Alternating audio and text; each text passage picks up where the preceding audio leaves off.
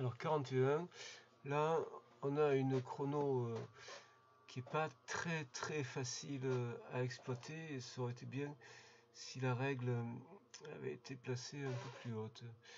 Donc voici ce qu'on obtient. Alors définir le système et le référentiel galiléen. Le système, c'est la voiture.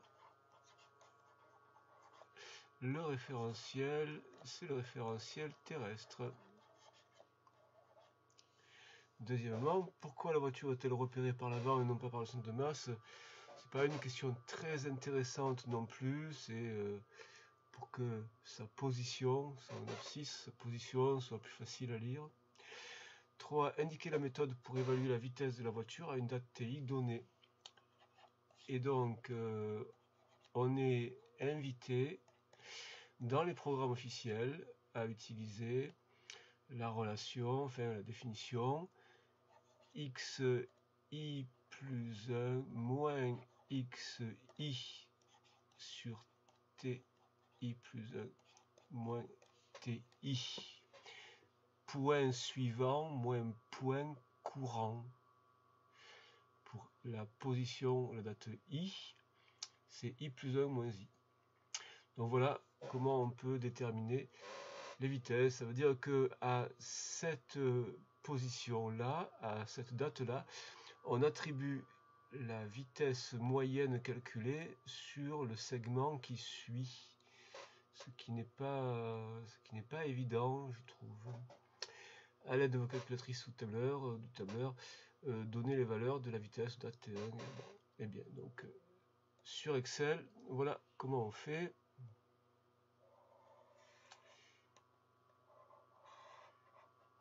Sur Excel, voilà comment on fait. Alors avec la souris, ça sera plus facile. Ici, on a les dates. Ici, les positions. Et on calcule la vitesse à chaque instant en faisant B2 moins B1. Donc, position après moins position courante, divisé par T après moins T courant. Et donc voilà l'évolution de la vitesse, voilà la représentation graphique de la vitesse en fonction du temps.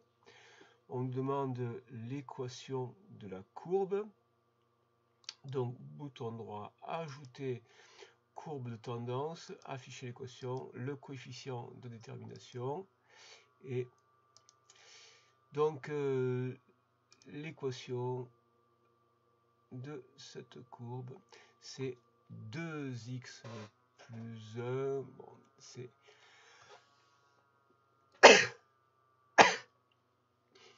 donc Vx égale 2 fois t plus 1. Le 1, c'est le problème en fait de la modélisation de la vitesse qui est pas extra. Donc voilà la modélisation V égale 2 fois t. Le plus 1 est, je pense, une scorie, un défaut de la modélisation. En déduire la valeur de l'accélération, eh bien l'accélération, c'est le coefficient directeur de la tangente, c'est donc ce 2. C'est dv sur dt, c'est le coefficient directeur de la tangente, c'est le 2. Et en déduire la valeur de la force Fr. Comment la force est reliée à ceci? Eh bien, la deuxième loi de Newton nous donne somme des forces extérieures égale m fois l'accélération. Son poids est exactement compensé par la réaction de la route, donc P plus R. La force motrice, les forces de frottement Fr. Donc ici Fr pour les forces de frottement qui résistent, Fm pour les forces motrices égale m fois l'accélération.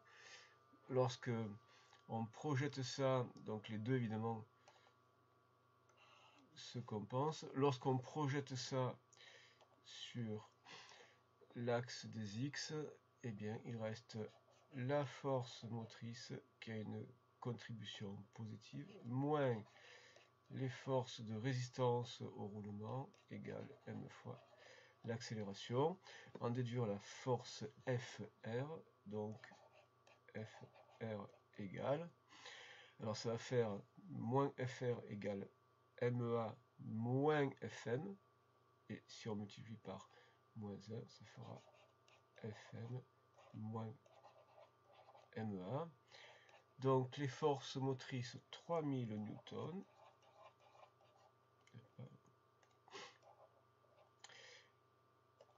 la masse 1200 kg, multiplié par l'accélération 2 mètres seconde moins 2 multiplié par 2.